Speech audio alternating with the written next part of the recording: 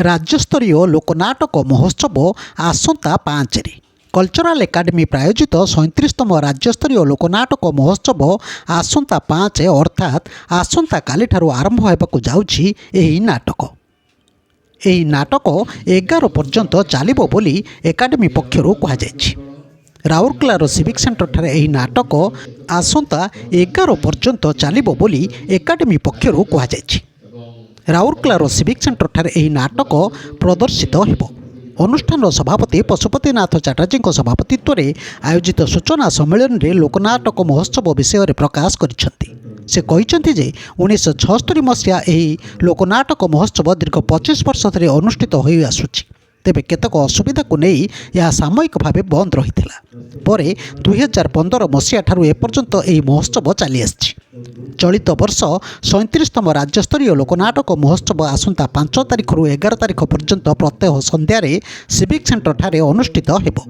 एही क्रम 5 तारिख दिन राउरकेलार कलिंग कला परिषदर नाटक मुक्ति और 6 तारिख दिन राउरकेलार सारना नवजुवक संघर नाटक सबुज क्रांति, 7 तारिख दिन राउरकेलार परिचय तरफ नाटक जानू घंट, 8 तारिख दिन भुवनेश्वर उत्कल नाट्यम तरफ नाटक कॉर्पोरेट जनता, 9 तारिख दिन कटकर थिएटर अभियान तरफ नाटक पुनश्च महात्मा, 10 तारिख दिन भुवनेश्वर पंचध्वनि तरफ नाटक नमस्या श्यामली, 11 तारिख दिन राउरकेलार प्रतिध्वनि तरफ प्रदर्शनीमूलक नाटक अतीतर छाई परिवेषण करा सह उद्यापनी उत्सव तथा पुरस्कार वितरण कराजिबो। एही अवसर में चलित वर्ष नाटक सह संपृक्त गीतिकार शरद चंद्र धल और वरिष्ठ मंच अभिनेत्री सुश्री नंदिता सामंतराय को संबर्धित कराजिबो। उद्घाटनी उत्सव में मुख्य अतिथि भाव विशिष्ट श्रमिक नेता विष्णु महांती और अन्यतम अतिथि भाव आरएसपी सहर सेवा प्रशासन मुख्य महाप्रबंधक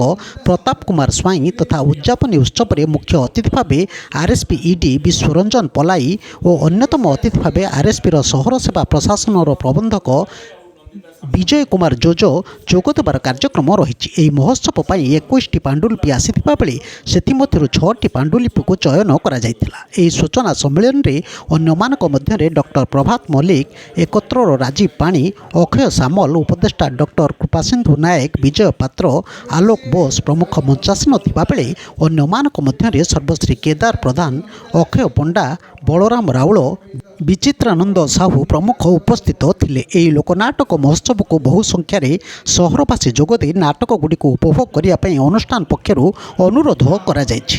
देखंतु तारी भिजुआल परिचय सह कार्यक्रम संपर्क अक्षय सामल सदस्य cultural academy.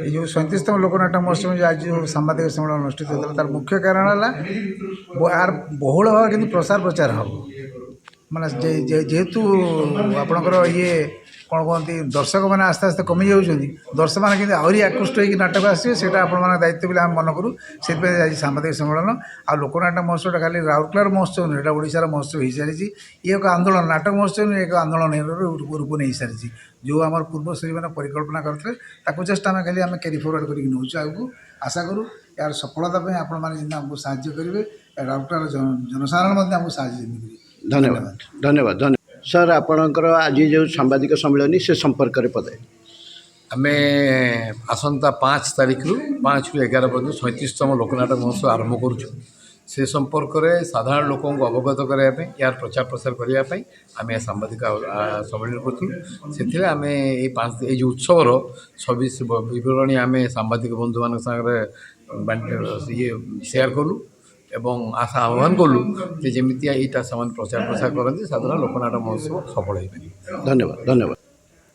Bureau news Odisha कथा यूट्यूब चैनल को आपण माने देखुचंती मतामत दियंतु, लाइक करंतु, सब्सक्राइब करंतु और शेयर मध्य करंतु।